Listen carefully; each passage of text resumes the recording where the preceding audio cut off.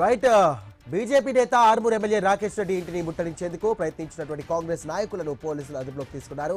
ఈ సందర్భంగా ఎమ్మెల్యే రాకేష్ రెడ్డి పలు వివాదాస్పద వ్యాఖ్యలు చేశారు. కాంగ్రెస్ సర్కార్ ఇచ్చినటువంటి హామీలపై ప్రశ్నించే గొంతుగా ఉంటారంటూ పేర్కొన్నారు. అప్పుడు కల్వకుంట్ల కుటుంబం, ఇప్పుడు రేవంత్ రెడ్డి ఈ సోదరులిద్దరూ కూడా రాష్ట్రాన్ని దోచుకుంటున్నారంటూ ఆయన మండిపడ్డారు. ప్రజా సమస్యలపై ప్రశ్నించాల్సినటువంటి ప్రధాన ప్రతిపక్షం ఫామ్ హౌస్ లో పడుకుందని, నిజమైన ప్రతిపక్షం మేమేనంటూ కూడా ఆయన తీవ్ర స్థాయిలో విమర్శలు గుప్పించారు. కాంట్రాక్టర్లకు డబ్బులు 30% కమిషన్లు ఎలా వస్తున్నాయని, విద్యార్థులకు ఫీజు రియంబర్స్మెంట్ బకాయిలు ఎందుకు చెల్లించారంటూ కూడా ప్రభుత్వాన్ని రాకేష్ రెడ్డి నిలదీశారు. ఆర్మూర్ అభివృద్ధిపై బహిరంగ చర్చకు సిద్ధంగా ఉన్నామని, సవాల్ చేసేవారు మాత్రం రాలేదని ఎద్దేవా చేశారు. కొడంగల్లో సీఎం రేవంత్ రెడ్డిని ఓడించే బాధ్యత మా కామారెడ్డి ఎమ్మెల్యే వెంకటరమణారెడ్డిదేనంటూ ఆయన కీలక వ్యాఖ్యలు చేశారు.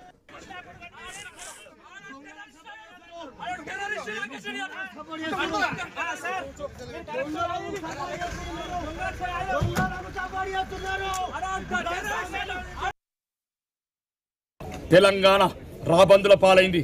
తెలంగాణ 1200 బిడ్డలు గొంతు కోసుకున్నారు, అమరులయ్యారు. వాళ్ళు కోరుకున్నది ఏంది? ఎవరి గురించి కోరుకున్నారు? కేసీఆర్ కుటుంబం గురించా? రేవంత్ రెడ్డి కుటుంబం గురించా?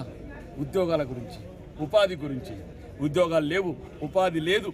ఒక బంగారు తెలంగాణని, మిగులు పడుతున్న తెలంగాణని అప్పుల కుప్పగా చేస్తున్నారు.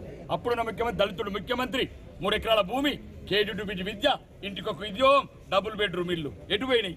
మళ్ళీ ఇంకొకరు వచ్చాడు, 4000, అత్తకు 4000, కోడలకు 2500, రైతు భరోసా 15000, అందరికి 2 లక్షల రుణమాఫీ, 2 లక్షల ఉద్యోగాలు, పేద బిడ్డలకు ఫీజు ఎక్కడ పోయినాయి. ఇంకొకటి తులం బంగారం బరాబర్ అన్నదెవరు? గద్ద నెక్కినోడెవడు? 30 నెలలు అయింది. ఎందుకు ఇయ్యరు తులం బంగారం? రానున్న రోజుల తెలంగాణ మెత్తరి నాయకులు, రానున్న రోజుల పిల్లలకు ఎండ్రిని పోత్తరిల్లు. నేనంటలేను, ముఖ్యమంత్రి అంటున్నాడు ఎండ్రిని దాకా సావమని.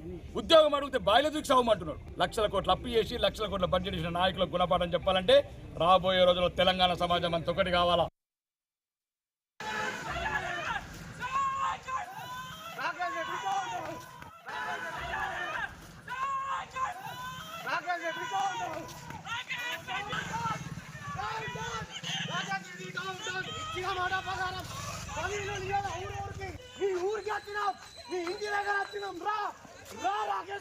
खबरदार इच्छिन మాట ప్రకారం రా రాజీనామా చేయి డౌన్